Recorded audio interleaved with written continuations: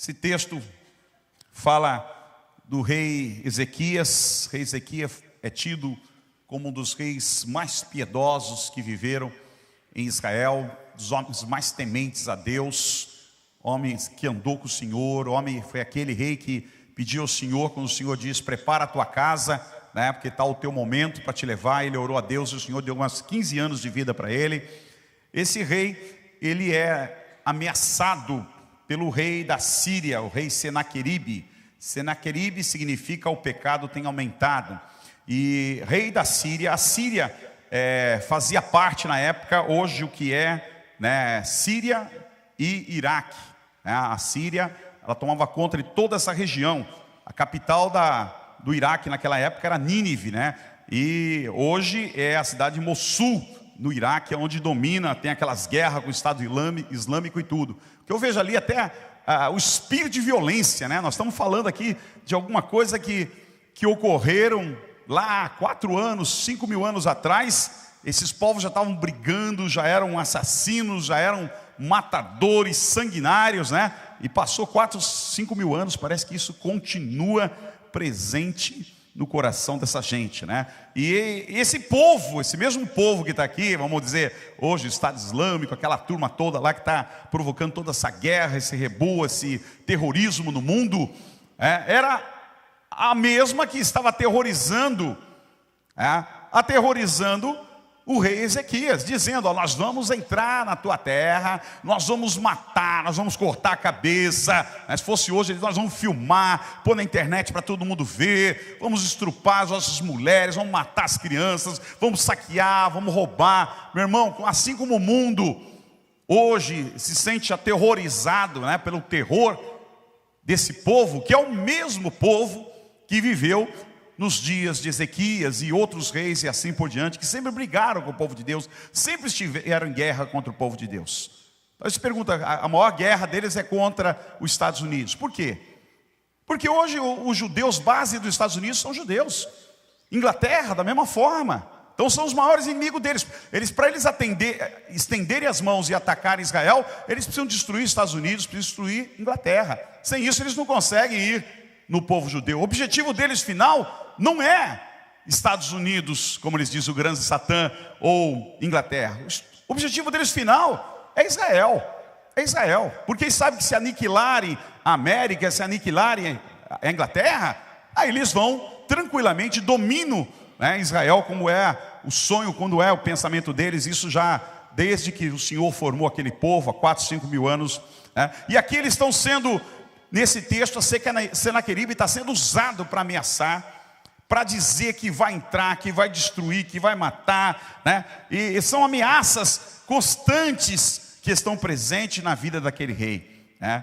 O inimigo, ele sempre usa, irmãos, de ameaça, e isso não mudou. Intimidação, medo, né? Procura nos aterrorizar, intimidar-nos psicologicamente, notícias más, toda sorte de ameaça. Isso é assim hoje.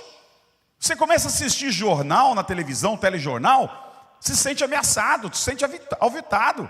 Hoje, por exemplo, está correndo, né, na internet várias ameaças, né, de terror para amanhã. E quem for trabalhar, quem for de bicicleta, quem for de moto, né, quem for de carro, são ameaças. O inimigo usa ameaças, irmãos, o terror, para assustar as pessoas. Isso não mudou. Isso é a tática do inimigo, é a tática do inferno, é a tática do diabo, é o terror, é o medo. É deixar as pessoas com medo, é deixar as pessoas amedrontadas. Não deixe que Ezequias os engane. Ele está falando para os líderes de Ezequias, mandando um recado. Não deixe que o rei vos engane, dizendo que o Senhor vai livrar. Isso é palavra de sacerdote, isso é palavra de pastor. Vê se algum povo aí fora, o rei Senaqueribe dizendo, vê se de todos os povos que nós atacamos, todas as cidades que nós entramos, vê se alguém conseguiu livrar das nossas mãos. Olha, e tinha os deuses deles também. Eles juraram pelos deuses dele. Vê se eles conseguiram livrar das nossas mãos. Nós entramos, nós matamos, nós saqueamos, nós tomamos conta, né? Era a palavra do rei Senaqueribe que queria tomar Israel. Só que ele esqueceu uma coisa importante. Ele não estava lidando com um Deus morto, ele não estava lidando com uma imagem, ele não estava lidando com uma escultura, ele estava lidando com um Deus vivo que tinha promessa para Israel. Meu irmão, deixa eu lhe dizer uma coisa: quando alguém te ameaça, quando alguém estende as mãos para você, quando alguém fala mal de você, quando alguém te coloca no estreito, quando alguém tenta te humilhar, saiba que por trás de você está o Rei dos Reis e Senhor dos Senhores. Não é você, por trás de você tem um que é maior do que todos, aleluia, glória a Deus. O grande erro, irmãos, do rei Ezequias foi ter cedido a pressão um pouco lá atrás, um pouco de uma história que a gente não vai falar, que está lá em 2 Reis 18, 13 e 16. Ele já havia cedido para o rei Senaqueribe. Toda vez que você cede para o inimigo, ele volta. Toda vez que você cede a uma situação, ele vem novamente. Opa, passou um tempo, está na hora de pagar novamente. Está na hora de vir novamente para cima de você. Por isso que a gente tem que ser força no Senhor, para poder resistir, como diz a palavra. Resistir no dia mau. Resistir contra o inimigo, contra as ciladas do inimigo, astutas ciladas do inimigo. E a Bíblia diz que ele fugirá de vós. Toda vez que você cede ao que o inimigo quer, ele volta. Ele dá um tempo, passa um tempo, ele bate novamente na tua porta. Então é preciso enfrentá-lo, é preciso derrotá-lo, para que realmente ele saiba que a porta está fechada, que você é duro na queda, que você tem Deus, que você tem a presença do sangue de Jesus na tua vida, que você não é um qualquer, que você é filho de Deus e que o poder de Deus está sobre a tua vida. Senão ele volta. Ele volta para atacar. E ele veio, a palavra do Senhor diz que o inimigo veio para roubar, matar e destruir. João 10. Ele veio para isso. O objetivo do inimigo é destruir, é matar, é roubar, é tirar o que você tem, é saquear, é humilhar, é matar, é fazer doer, é destruir a humanidade, é destruir os pais de família, é destruir as famílias, é destruir o ser humano, que é a imagem e a semelhança de Deus. Tudo que Deus criou, o inimigo tenta destruir. Deus criou o homem, ele tentou destruir o homem. Deus criou a família, ele tenta destruir a família. Deus criou a igreja, ele tenta destruir a igreja. Deus criou o povo dele, ele tenta destruir o povo dele. Porque o homem, irmãos, é criação de Deus, é a imagem, a semelhança de Deus, é a menina dos olhos de Deus. E ele sabe que ferindo o ser humano, ele fere a Deus. Mas o Senhor não luta com o homem, com o diabo. Que o Senhor diz que ele já o venceu pelo sopro da sua boca. Só isso. Então ele capacita o homem, ele capacita o irmão, ele capacita a mulher, ele capacita o ser humano com o poder dele, para que através do poder de Deus você vença o inimigo, aleluia. Deus, como fala para o diabo, isso é covardia, você já é mais do que derrotado. Mas eu vou usar os meus servos para derrotarem, para pisarem na cabeça da serpente e esmagá-la, aleluia.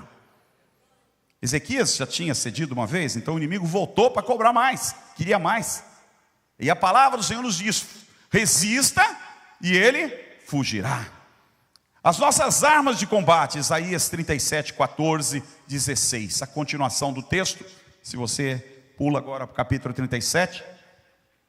E agora começa aqui a nossa mensagem, aonde do 14 a 16 diz: tendo Ezequias recebido a carta das mãos dos mensageiros, leu-a e então subiu à casa do Senhor e estendeu-a perante o Senhor e orou ao Senhor dizendo: ó Senhor dos exércitos, Deus de Israel, que estás entronizado acima dos querubins, tu somente és o Deus de todos os reinos da terra. Tu fizeste os céus e a terra. Inclina, ó Senhor, os ouvidos e ouve. Abre, Senhor, os olhos e vê. Ouve todas as palavras de Senaqueribe, as quais ele enviou para afrontar o Deus vivo. Verdade é, Senhor, que os reis da Síria assolaram todos os países e as suas terras. E lançaram no fogo os deuses deles, porque deuses não eram, senão obra das mãos dos homens, madeira e pedra, por isso os destruíram. Agora, pois, o Senhor, o nosso Deus, livra-nos das suas mãos, para que todos os reis da terra saibam que só tu és o Senhor. Aleluia. Pegou a carta, irmãos, escrita por Senaqueribe, o ameaçando, o afrontando. E a primeira coisa que ele fez foi o quê? Ir na presença de Deus. Foi ir prestar culto ao Senhor. Foi entrar na presença de Deus e foi ler aquela carta para o Senhor. Prestar culto ao Senhor, irmãos, é algo que realmente faz parte do homem. Nós não podemos se isentar disso. Não correr para a igreja apenas para um culto quando nós estamos precisando. Nós temos que também cultuar a Deus nos momentos bons para poder agradecer ao Senhor e honrar o Senhor sobre todas as coisas. Aquele homem, no prestar culto a Deus, uma das coisas que ele fez foi orar ao Senhor. Colocou-se diante de Deus, irmãos. A oração é a nossa maior arma. Muitas vezes o cristão, ele não consegue ter intimidade com Deus, ele não consegue orar, ele se cansa na oração. Mas a oração é a sua maior arma. Se você cresce de verdade na oração, você saberia o quanto há de poder quando você fala com Deus. Que o homem que fala com Deus, irmãos, ele se torna um homem, uma mulher poderosa nas mãos de Deus, temíveis pelo seu inimigo. Se tem uma coisa que o diabo teme, é um homem, uma mulher de oração, de joelho, clamando aos céus. Isso afasta qualquer demônio da sua vida e da sua casa. D.L. Moody, missionário, avivalista, disse: apresente a sua petição a Deus e então diga: seja feita a tua vontade e não a minha. A mais doce lição que aprendi na escola divina é de deixar que Deus escolha por mim. Isso é morrer para si e permitir que o Senhor viva na tua vida. É quando você faz a oração dizendo: Senhor, seja feita a tua vontade e não a minha. Porque geralmente nós oramos querendo a nossa vontade. Nós achamos que a nossa vontade é a certa, que a nossa vontade é a correta, que a nossa vontade, Deus dando uma forcinha, tudo vai ficar bem. Meu irmão, a vontade de Deus, ela é perfeita. A vontade de Deus é agradável. A vontade de Deus não falha, ela é santa, ela é verdadeira. A nossa vontade muitas vezes nos leva para o buraco. A nossa vontade nos leva para a carne. A nossa vontade muitas vezes nos leva ao lugar que nós não sabemos lá no futuro. Mas Deus sabe todas as coisas. E quando colocamos a vontade dele em primeiro lugar, as demais coisas são acrescentadas na nossa vida. Aleluia. Ore com profundidade antes que se encontrem em um poço profundo. É melhor você se antecipar e viver uma vida de oração do que você esperar cair num poço profundo e depois querer orar. O irmão ou a irmã que vivem na presença de Deus em oração, que vigia constantemente em oração, irmãos, dificilmente ele cai num poço. Porque Deus dirige a vida dele. Deus manda anjos. Às vezes você está fazendo até uma coisa errada e Deus te tira daquele erro. Deus envia anjos que vão lá e brigam por você e lutam. De repente mudou todo o percurso daquela situação.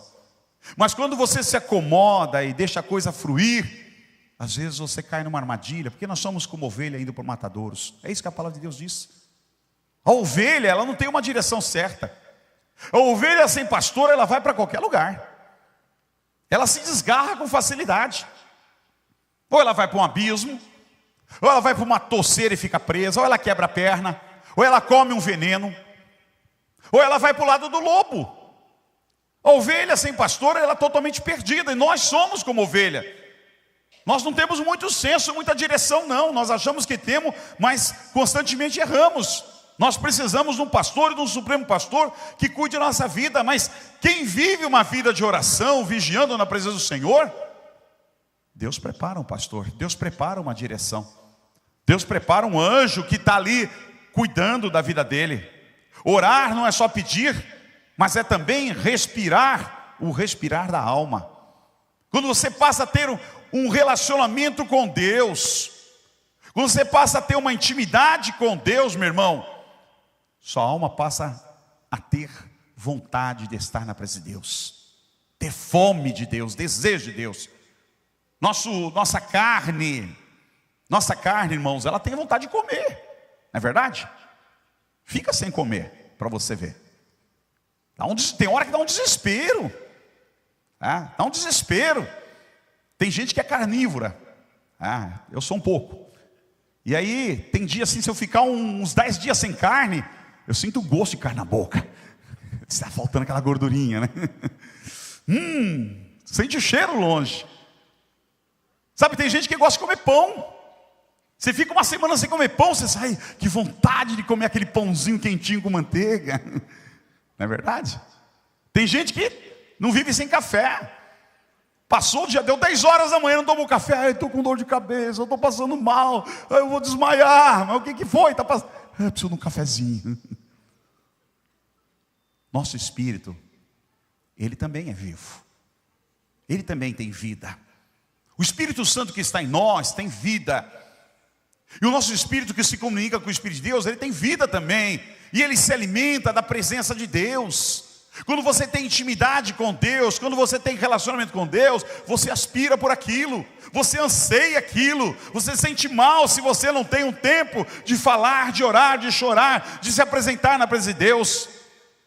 Todo declínio espiritual começa com a negligência da oração.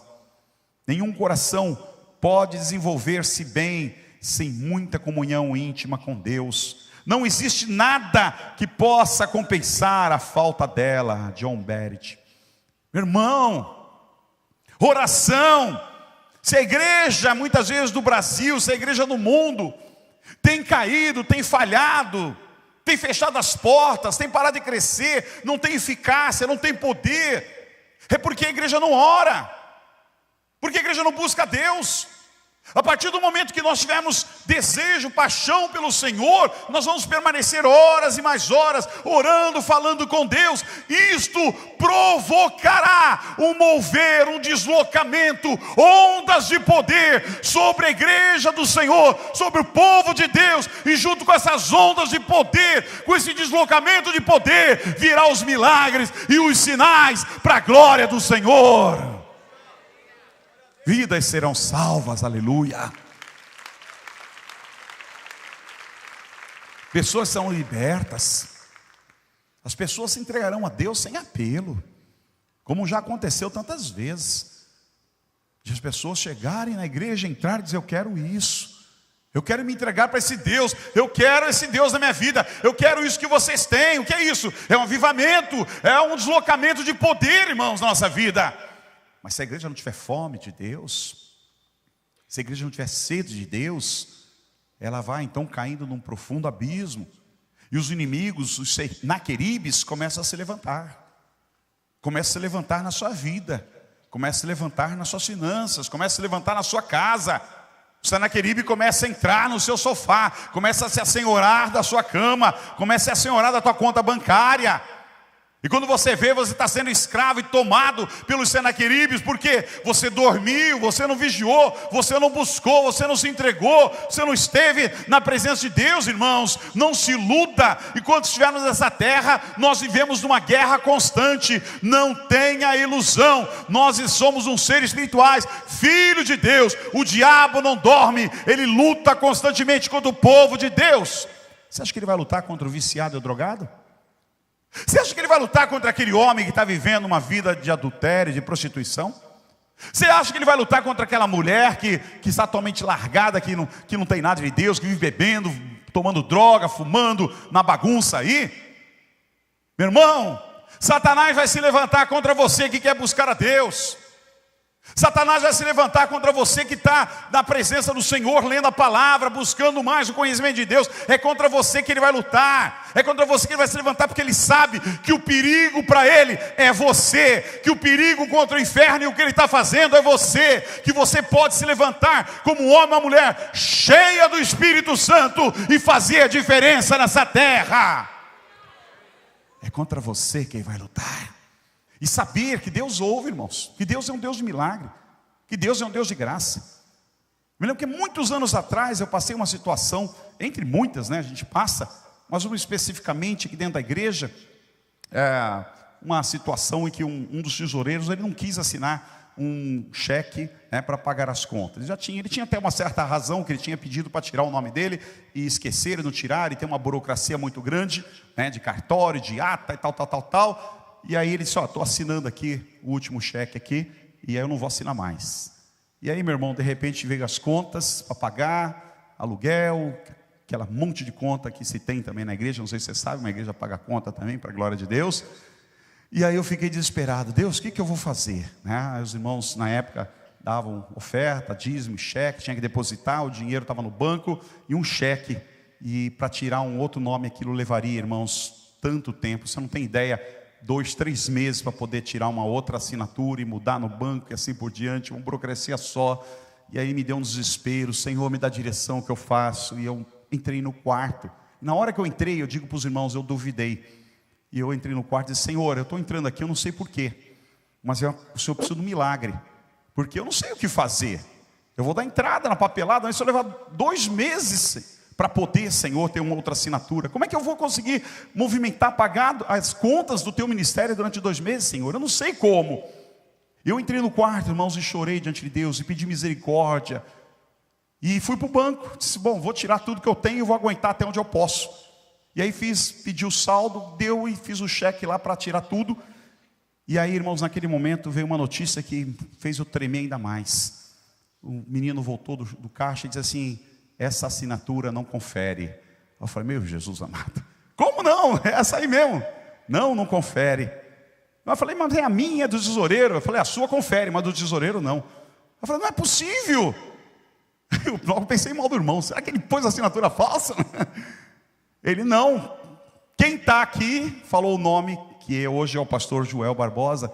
Quem assina junto com o senhor é o Joel Barbosa. Eu falei, não, ele não assina mais, já foi há 4 anos atrás.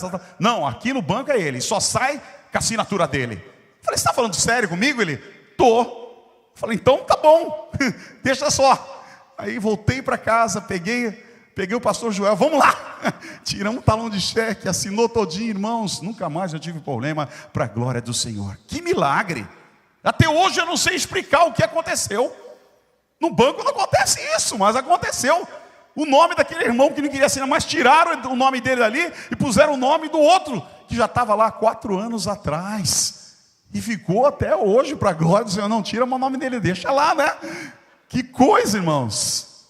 Deus faz milagres. Às vezes você acha assim, não, é impossível. Deus não vai se meter nisso.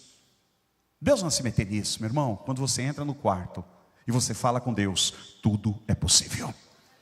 Quando você entra no quarto e fala com o Senhor e clama o Rei dos Reis, para o Rei dos Reis, tudo é possível ao que crê, aleluia.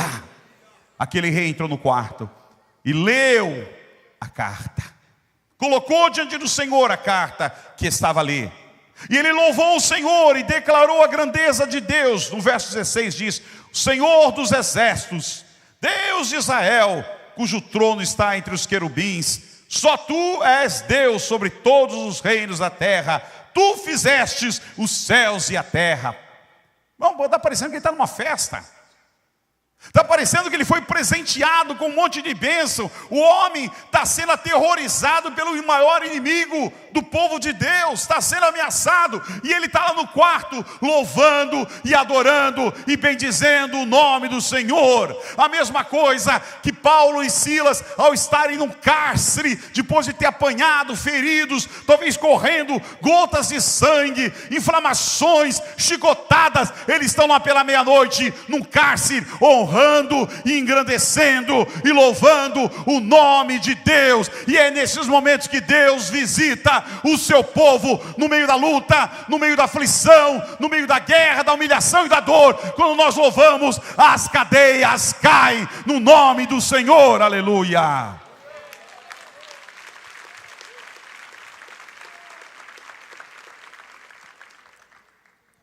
O rei Ezequias colocou Deus na luta. Verso 17 diz que ele diz, dá ouvidos, Senhor, e ouve. Ele fala, abra os teus olhos, Senhor, e vê. Escuta as palavras que Senaqueribe enviou para insultar o Senhor, o Deus vivo. E chamou Deus para a guerra. Ele disse, Senhor, abre teus ouvidos. Senhor, olha os teus olhos, abre teus olhos para ver. O homem lá que ganha todas as batalhas, e é verdade que ele ganha mesmo, que ele não perde para ninguém, que ele é invencível, ele te insultou. Ele insultou o teu povo. Ele insultou os teus servos. Ele disse que o Senhor não é nada, que ele vai passar por cima do Senhor. Às vezes, irmãos, nós temos que colocar Deus na guerra. Às vezes nós temos que aprender a chamar a Deus: Senhor, entra nessa guerra por mim. Eu sou pequeno demais para lutar contra isso. Eu preciso que o Senhor entre na guerra comigo. Eu preciso que o Senhor entre nessa luta. É preciso que o Senhor esteja aqui comigo, Senhor, nos ajudando, irmãos. Quantas vezes a gente faz isso? Quantas vezes a gente levanta de madrugada e: Senhor, entra nessa guerra, Senhor, essa guerra não é minha. O Senhor me colocou ali. Agora honra isso, Senhor. Eu fiz o que o Senhor mandou, eu estou ali porque o Senhor mandou. Se eu pudesse, eu saía correndo, eu ia para outro lugar. Mas o Senhor me colocou aqui, agora honra. Meu irmão, Deus atende, Deus ouve, Deus tem olhos para ver, Deus tem ouvido para escutar, Deus tem braços para se meter e salvar a tua vida, aleluia. Se coloque diante de Deus na batalha. Acorde de madrugada, meu irmão. Você quer conquistar? Acorde de madrugada. Vá buscar o Senhor. Eu sei que o sono é bom e a comida é boa. A nossa carne adora dormir e adora comer, meu irmão. Mas o nosso espírito gosta que quando você celebre a Deus, você não precisa ficar acordado todo dia, mas levante às vezes de madrugada. Você que está numa aflição de alma, você que está sendo ameaçado, você que está sendo massacrado pelo Senaqueribe lá fora, que talvez já tenha entrado na tua casa, te põe de joelho pela madrugada, porque Deus ouve aqueles que o buscam pela madrugada.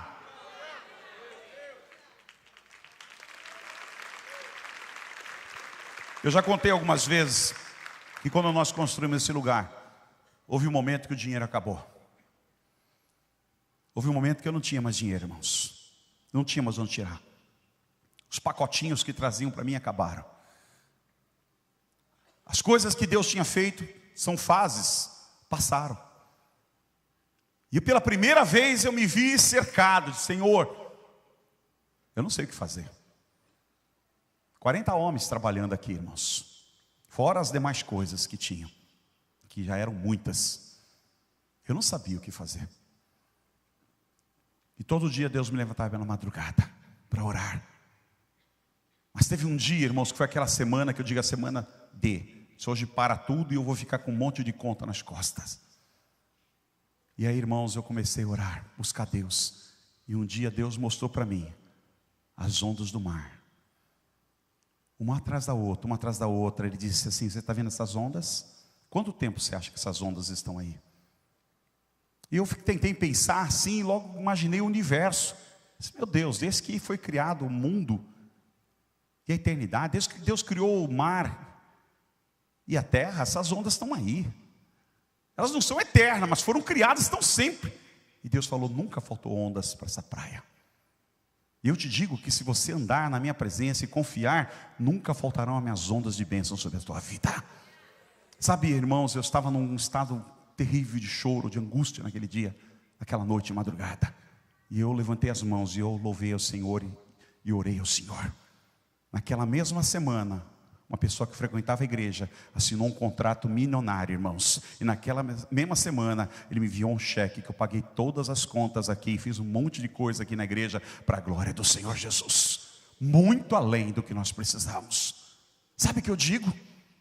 Eu digo isso, irmãos, que Deus é Deus, que quando você busca o Senhor, quando você chora, quando você clama, quando você está na presença dEle, quando você coloca Ele na guerra, Deus tem olhos, Deus tem ouvidos, Deus tem mãos. O problema é que a gente está com a vida toda errada, muitas vezes está acomodado, e quando a casa cai, aí a gente sai apavorado. Deus, cadê o Senhor? Agora Deus não ouve, Deus não fala, cadê Deus? Se mantenha no relacionamento com o Senhor. Se mantenha na presença do Senhor em oração, porque Deus nos responde. Ele sabe o nosso limite. Ele sabe até onde nós podemos suportar. Ele sabe até onde nós podemos ir. Coloque Deus na tua guerra. Saia daqui nesta noite colocando Deus na tua guerra. O Senhor disse então para Ezequias, no verso 33 e 34 do capítulo 37. 34, 33, 34, capítulo 37, ele diz: pelo que assim diz o Senhor acerca do rei da Síria, ele não entrará nessa cidade, nem lançará flecha alguma, não virá perante ela com escudo, nem há de levantar tranqueiras contra ela. Pelo caminho, por onde vier, por esse voltará. Mas nesta cidade não entrará, diz o Senhor. Porque eu defenderei esta cidade para livrar por amor de mim e por amor do meu servo Davi. Aleluia, irmãos. Que coisa linda. Deus deu uma palavra dizendo: fique certo que ele não entrará. Não deixarei este inimigo lançar sequer uma seta, uma flecha contra vocês. Que coisa maravilhosa. Pelo mesmo caminho que ele veio, ele vai voltar. Ele não vai entrar aqui. O Senhor fará isto pelo seu amor. E ele aí cita uma coisa que me arrepia: por amor de Deus e por amor do meu servo Davi. Aí você fica vendo, Davi já morreu há muito tempo. De Davi para Ezequias são várias gerações. Isso mostra que o nosso Deus é um Deus de memória, é um Deus de promessa, é um Deus que prometeu guardar a cidade de Davi, é um Deus que fez um pacto com Davi. Na sua intimidade diz: eu guardarei essa cidade para sempre. E agora o inimigo quer tirar a cidade, que era a cidade de Davi, e o Senhor diz: não deixarei, por amor de mim e por amor do meu servo Davi. Não é nem por você, Ezequias, é por Davi. Que coisa, irmãos. Nosso Deus é um Deus de memória. Ele não se esquece de você. Aquele que ele morreu na cruz para salvar, para libertar, para purificar. O Deus é um Deus de memória, é um Deus que tem olhos. É um Deus que te vê pelas madrugadas quando você chora. É um Deus que te vê quando você jejua. É um Deus que vê o teu coração e escuta o clamor dos teus lábios quando você tem uma contrição para Ele. É um Deus que enxerga as coisas, e quando nós clamamos, Ele se aproxima de nós. E por amor dEle, por aquilo que Ele fez por nós, irmãos, Ele estende as suas mãos. O Senhor disse no verso 35: eu defenderei essa cidade e salvarei por amor de mim e por amor de Davi, meu servo. Eles não entrarão nessa cidade. Ah, meu irmão, como é bom saber que o Senhor tem um anjo que sai. Verso 36 diz que o anjo do Senhor sairá em combate por nós. Você não está vendo, teus olhos não veem, mas enquanto você dorme, enquanto você ora, meu irmão, o Senhor se move, o Senhor trabalha, o Senhor não dorme.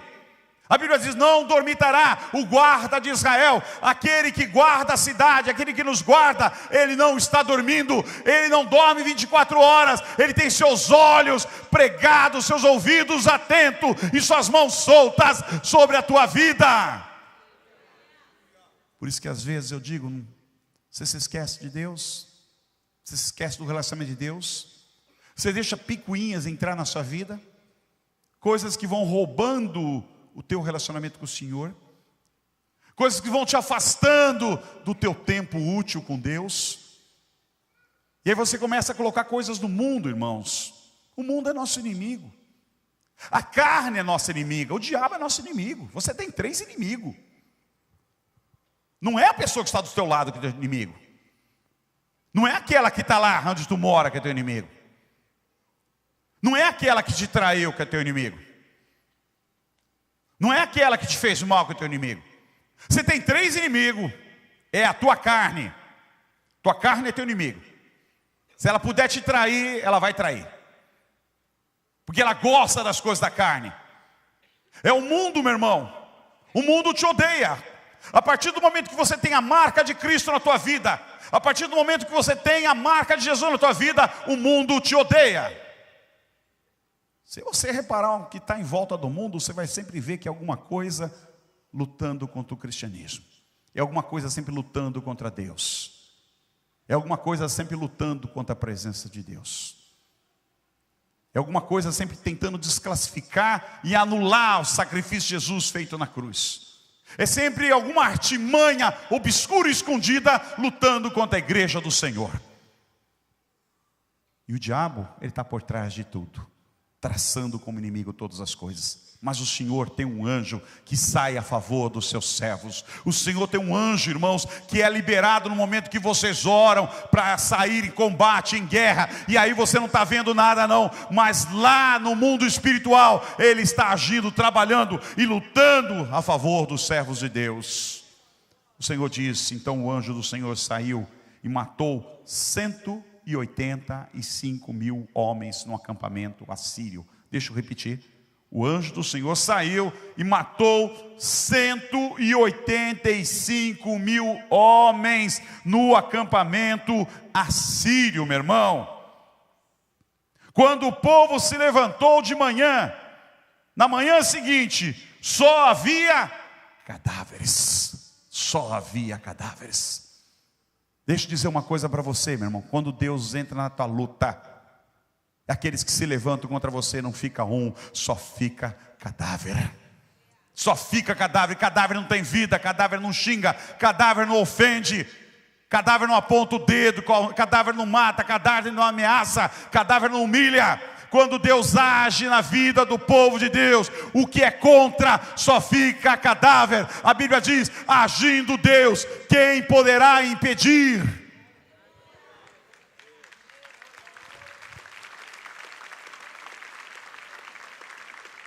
Foi dessa maneira que Ezequias conquistou e foi livre para a glória do Senhor.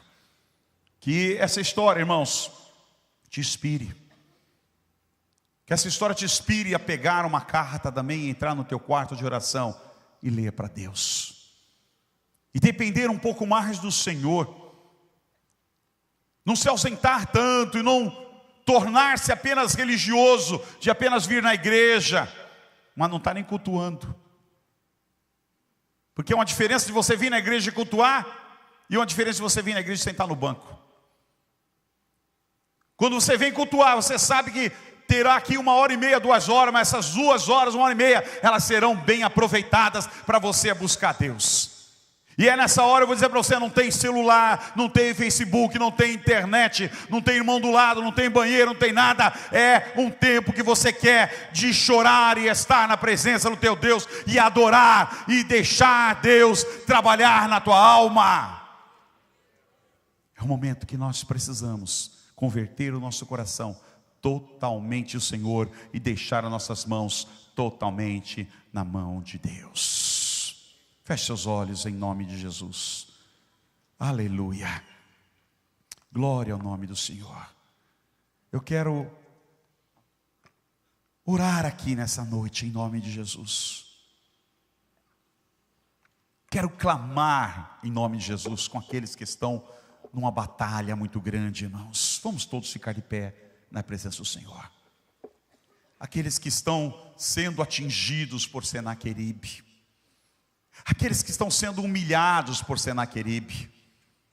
Aqueles que se identificaram com a história do rei Ezequias, mais ou menos aqui mesmo, falando de contextos de quase 4.000 anos atrás. O espírito é o mesmo, irmãos. O espírito é o mesmo.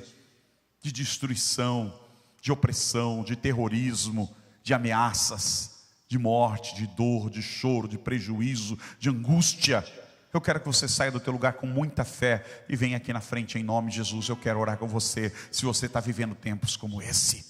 Nós vamos levantar as nossas mãos como igreja, como guerreiros, irmãos.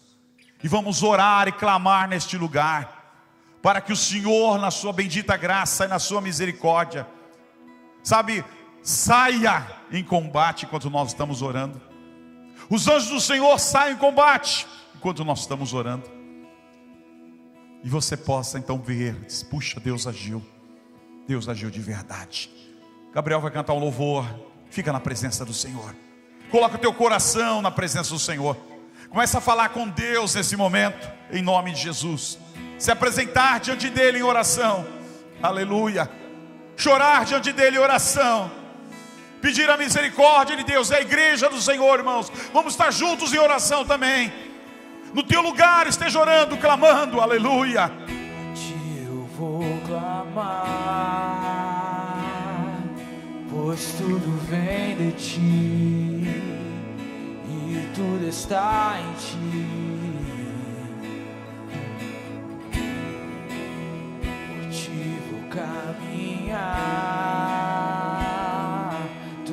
és a direção, o sol a me guiar. Tudo pode passar, teu amor jamais me deixará.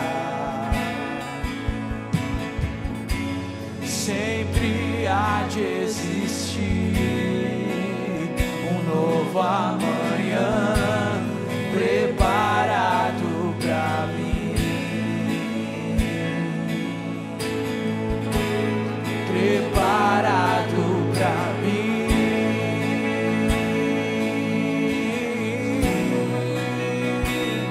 Eu me rendo aos teus pés, és tudo que eu preciso pra viver.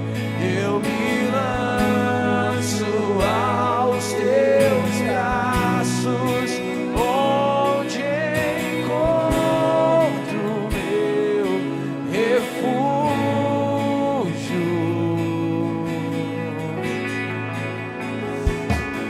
Aleluia. Senhor, nós estamos na tua presença, Senhor.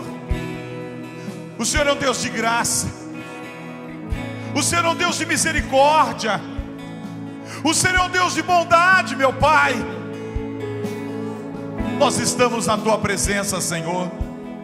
Aquele rei, Senhor, levou aquela carta de ameaça, aquela carta de ultimato. Ele se trancou naquele quarto e ele leu na tua presença, Senhor. Te convidou para entrar naquela guerra, te convidou para entrar naquela luta, meu Pai. Que os teus filhos tomem as cartas da vida, que têm sido, Senhor, ameaçados por Senaqueribe. Ó Deus, têm sido imprensados por Senaqueribe, que se sentem humilhados, Senhor, se sentem ameaçados, Deus. Essa noite é uma noite de livramento, Senhor. Essa noite é uma noite de conquista. Essa é uma noite que o teu Espírito Santo vai agir sobre a nossa vida. Enquanto estamos orando aqui, Senhor, oh, os teus anjos estão saindo em combate. Os teus anjos estão guerreando por nós, Senhor. Oh, meu Deus, nós clamamos, Senhor. Nós clamamos no mundo espiritual, Senhor, para que os teus anjos saiam em combate, Senhor, em guerra. Comece a ferir o inimigo, comece a ferir o Senaqueribe, Deus. Comece a dar entendimento, sabedoria, equilíbrio para os teus filhos, Senhor. Em nome de Jesus, nós abençoamos. Poder de Deus, poder de Deus, poder de Deus venha sobre este lugar. Que a tua unção venha sobre esta casa, venha sobre os seus filhos. Toque os seus corações, toque as suas vidas, converte-os agora para a glória de Deus. Cura-os em nome de Jesus. Oh, Teus pés, és tudo que eu preciso pra viver. Eu me lanço aos teus. Levante as tuas mãos e adore o Senhor. Se entregue a Ele nessa noite. Meu refúgio, eu me rendo aos teus pés. És tudo que eu preciso pra viver. Eu me lanço aos teus braços, onde encontro meu refúgio.